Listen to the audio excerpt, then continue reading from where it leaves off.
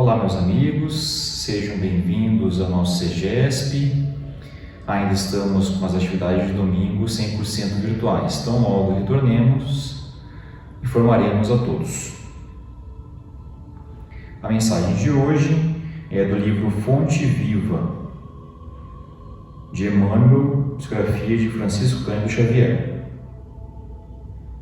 Pelos frutos, nem pelo tamanho, nem pela configuração, nem pelas ramagens, nem pela imponência da copa, nem pelos rebentos verdes, nem pelas pontas ressequidas, nem pelo aspecto brilhante, nem pela apresentação desagradável, nem pela antiguidade do tronco, nem pela fragilidade das folhas, nem pela casca rústica ou delicada, nem pelas flores perfumadas ou inodoras, nem pelo aroma atraente, nem pelas emanações repulsivas. Árvore alguma será conhecida ou amada pelas aparências exteriores, mas sim pelos frutos, pela utilidade, pela produção. Assim também nosso espírito em plena jornada.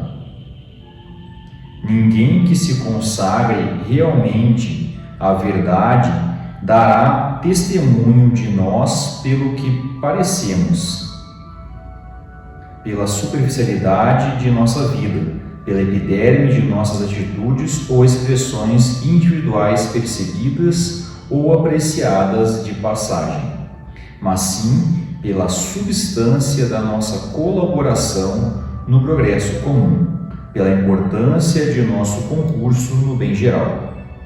Pelos frutos os conhecereis, disse o Mestre.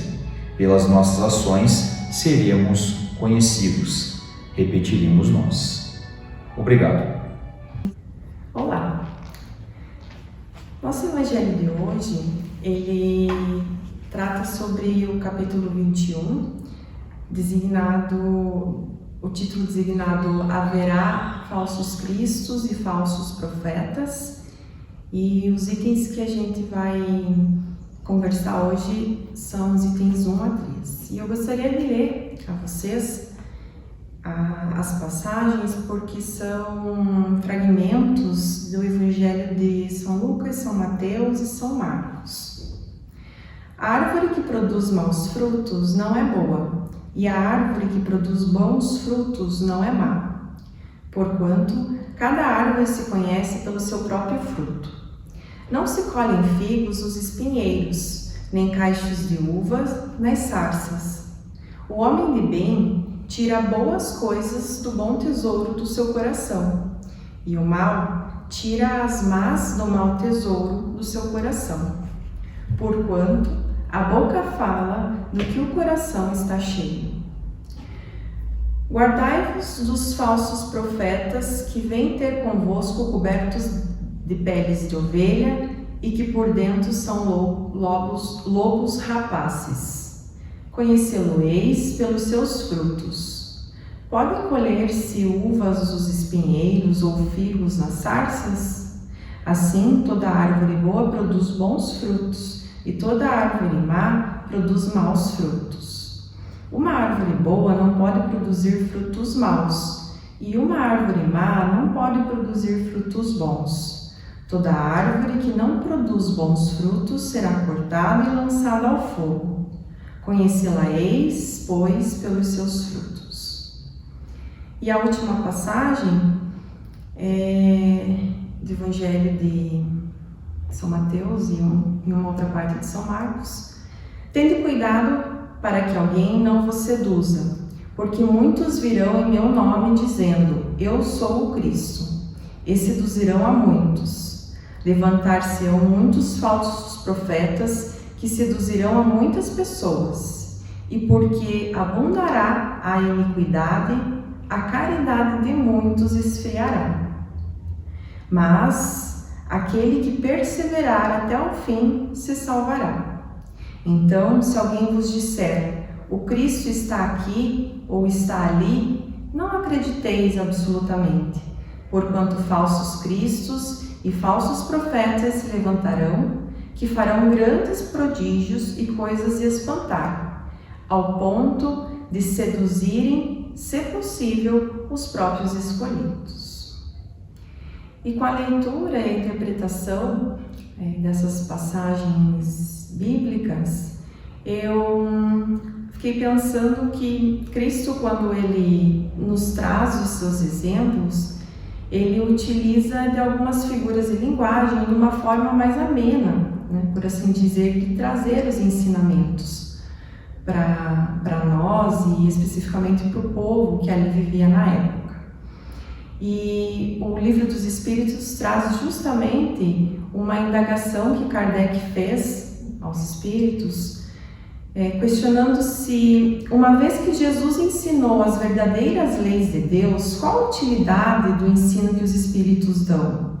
Terão que nos ensinar mais alguma coisa? E aí a resposta dos espíritos foi: Jesus empregava a miúde, na sua linguagem, alegorias e parábolas, porque falava de conformidade com os tempos e os lugares. Faça mister agora que a verdade se torne inteligível para todo mundo. Muito necessário é que aquelas leis sejam explicadas e desenvolvidas. Tão poucos são os que as compreendem e ainda menos os que as praticam. A nossa missão consiste em abrir os olhos e os ouvidos a todos, confundindo os orgulhosos e desmascarando os hipócritas, os que vestem a capa em virtude e da religião, a fim de ocultarem suas torpezas. E foi justamente isso, que nesta e em muitas outras passagens, os apóstolos nos apresentam em seus escritos como sendo aquilo que à época Cristo os ensinou. E nessa simplicidade que Jesus colocava suas palavras, mas com uma grandeza infinita, a gente é levado nessas passagens evangélicas a refletir sobre quem são as árvores. Cristo falou sobre árvores, sobre frutos, mas como que a gente poderia aplicar isso para a nossa vida? As árvores, através desse ensinamento, somos nós. Ele faz a menção a árvores para aqueles que, ou seguindo ou não, estavam tendo e ainda estamos até hoje tendo a oportunidade de estarmos aqui na Terra, no intuito de nos melhorarmos, de rumarmos a uma angelitude, a um grau mais elevado dentro da caminhada espiritual. Então, a oportunidade de aqui estarmos é justamente a oportunidade que se apresenta como a oportunidade que uma árvore tem. Ela é semeada e ela cresce. Se tiver a sua dinâmica de crescimento, ela estiver adequada, ela consegue, se for uma árvore frutífera, ela produz seus frutos, e cabe a nós fazer justamente algumas reflexões em cima dessa questão que foi colocada por Jesus. E desta forma, o maior ensinamento que ele pode nos deixar é justamente de refletirmos o quanto estamos conseguindo caminhar, evoluir nessa vida, o quanto de bem estamos conseguindo plantar, ou entregar àqueles que nos rodam, que seria justamente a analogia aos frutos. Será que estamos sendo realmente árvores frutíferas, que estamos oferecendo inclusive frutos de boa qualidade dentro dessa nossa caminhada? Os nossos atos são as nossas próprias testemunhas, porque não são belas palavras, não são promessas maravilhosas que caracterizam um verdadeiro homem de bem. são justamente os atos que ele edifica buscando um bem comum, um bem de todos, o bem de uma sociedade, né? Não um interesse próprio. Os seus valores têm de estar de forma muito profunda alicerçada na verdadeira moral que Cristo nos ensinou, porque cada um oferece aquilo que o coração está cheio. O bem e o mal na Terra, eles são o resultado do que nós, seus próprios habitantes, acabamos emanando. Nossos pensamentos, as nossas intenções, as nossas ações, tudo é resultado da atmosfera que nós mesmos construímos por estarmos aqui e por agirmos da forma que agimos. É preciso reconhecer que sim, nós ainda somos espíritos que estamos no processo, né, caminhando rumo à evolução, estamos aqui encarnados na Terra justamente porque precisamos aprender, tirar uma lição daquilo que já vivemos e nos aparece como provações, ou precisamos passar por uma nova experiência, por uma expiação que ainda nos faz necessária para que nosso burilamento ele seja realmente vivido, né, ao longo dessa vida. Mas muitas das vezes, e é justamente isso que nos restringe talvez de darmos um passo como humanidade para sermos um planeta, né, melhor para se viver, de realmente entender e aceitar a lei do amor. Jesus já nos disse: amai-vos uns aos outros assim como eu vos amei. Sem a vivência da lei do amor, o mal ainda por certo continuará a existir nesse mundo.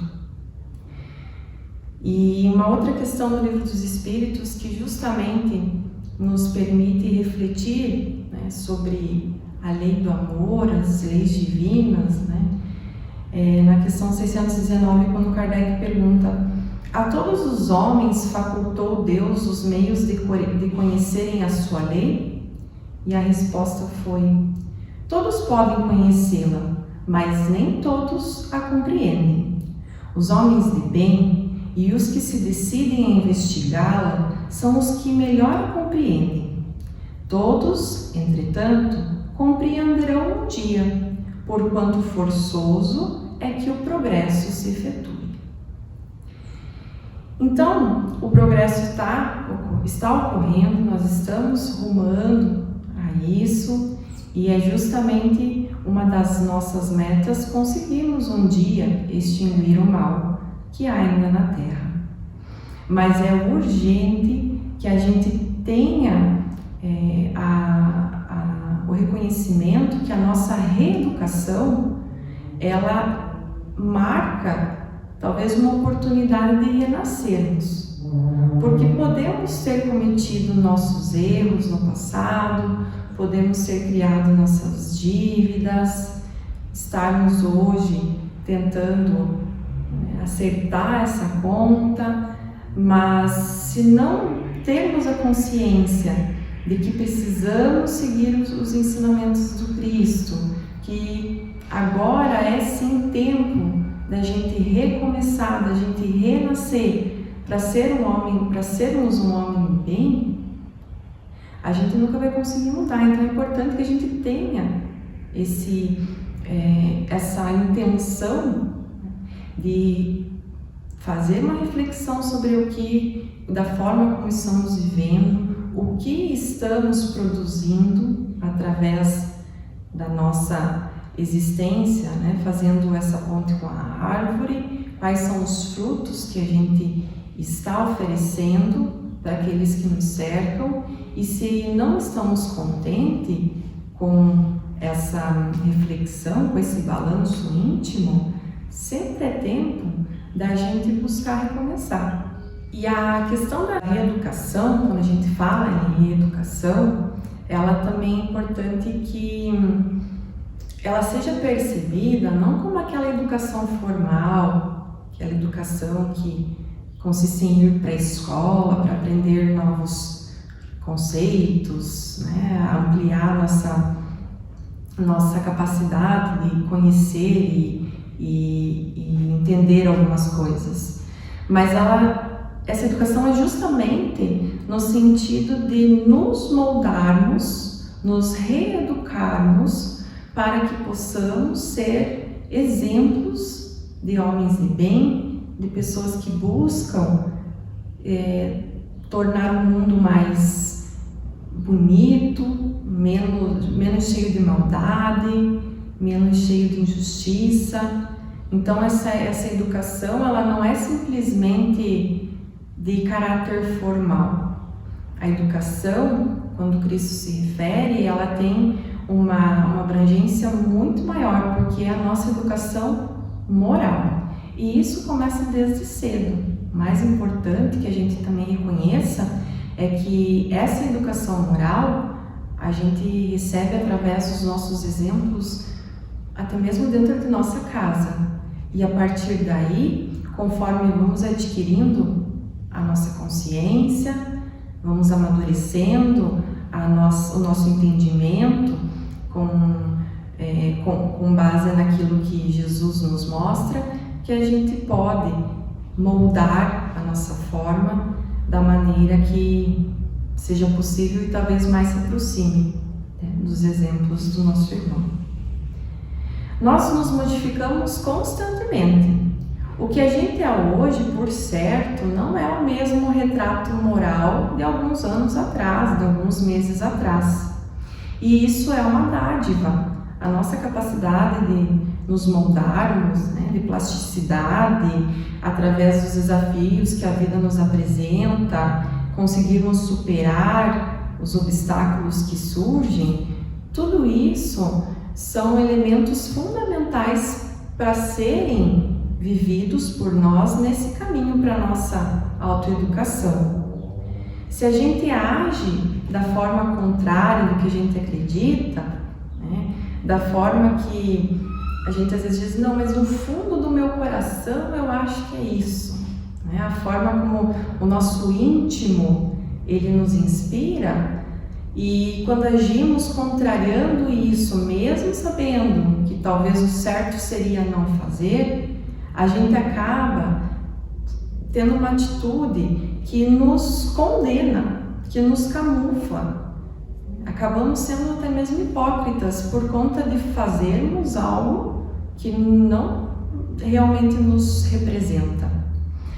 E o pior de tudo é que quando a gente age sabendo que não é o certo, a gente acaba tendo um comprometimento perante a justiça divina.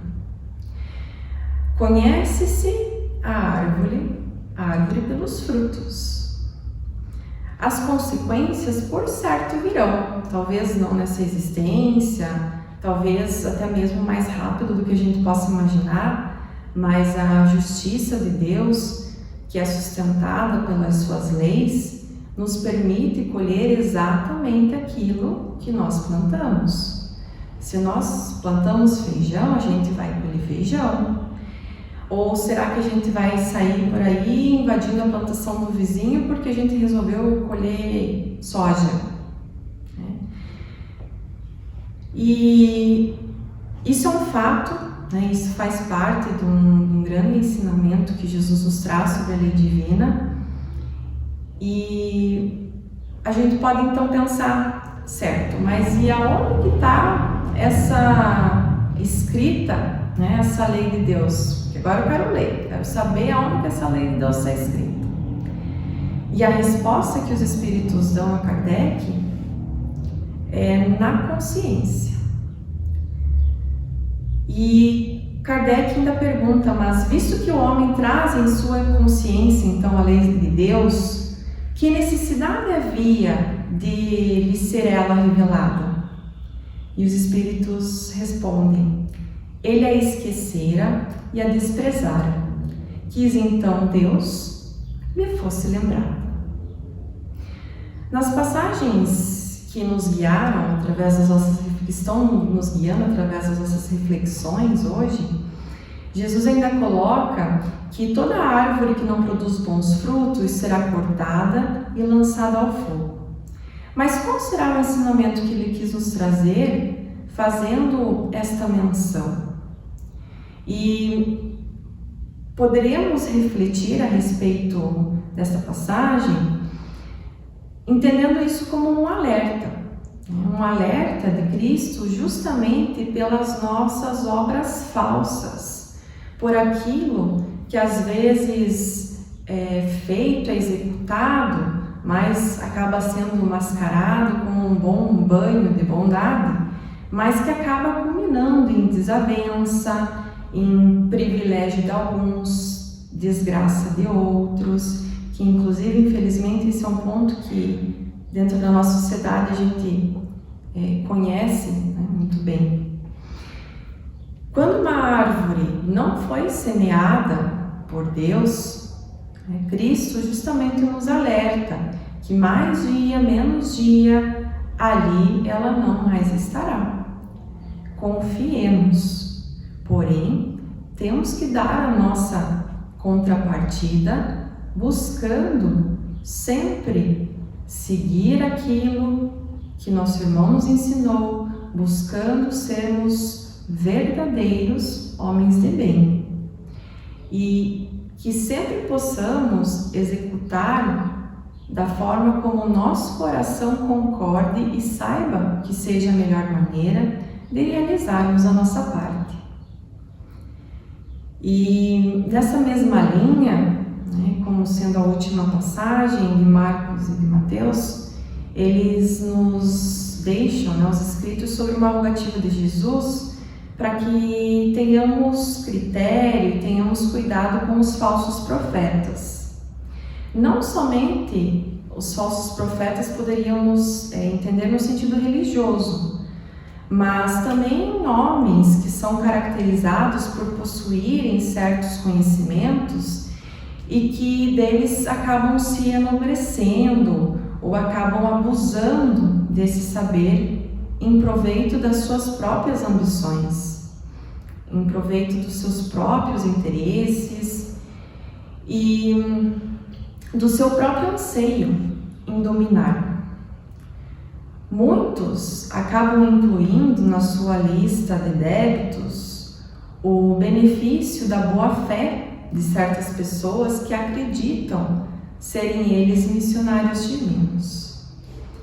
Porém, no Evangelho segundo o Espiritismo, nesse mesmo capítulo 21, no item 5, há a passagem que nos traz que a difusão das luzes que lhes aniquila o crédito, donde resulta que o número deles diminui à proporção que os homens se esclarecem. E qual seria o caráter do verdadeiro profeta? Então, o que será que poderíamos esperar do verdadeiro profeta? Os espíritos trazem que o verdadeiro profeta é um homem de bem inspirado por Deus. Podeis reconhecê-lo pelas suas palavras e pelos seus atos. Impossível é que Deus se sirva da boca do mentiroso para ensinar a verdade. E a pergunta que se encontra na sequência desta, ela justamente então questiona qual seria o tipo mais perfeito que Deus já ofereceu ao homem para lhe servir de guia e modelo. E a resposta é Jesus. Para o homem, Jesus constitui o tipo da perfeição moral a que a humanidade pode aspirar na Terra. Deus nos oferece como o mais perfeito modelo, e a doutrina que ensinou é a expressão da mais pura lei do Senhor, porque o Espírito Divino o animava e porque foi o ser mais puro de quantos têm aparecido na Terra. E pensando no conjunto agora dos ensinamentos desse capítulo, sermos árvores não somente frondosas, mas que também oferecem bons frutos, sermos homens de bem, para que não sejamos lançados ao fogo, não acreditarmos nos falsos profetas.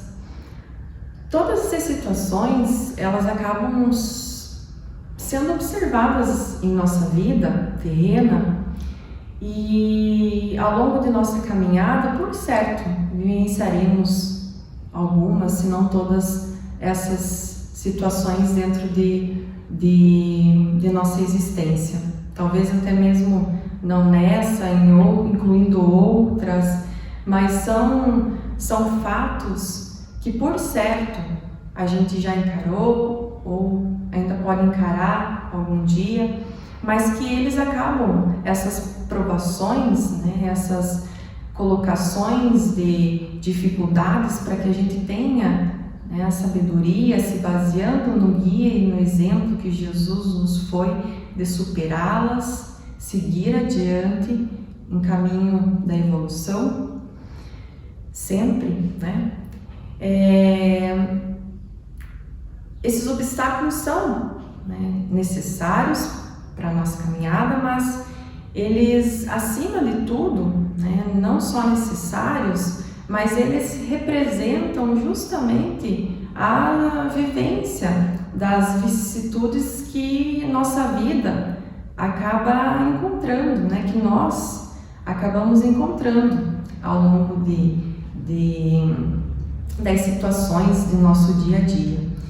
Podemos torná-las mais ou menos penosas.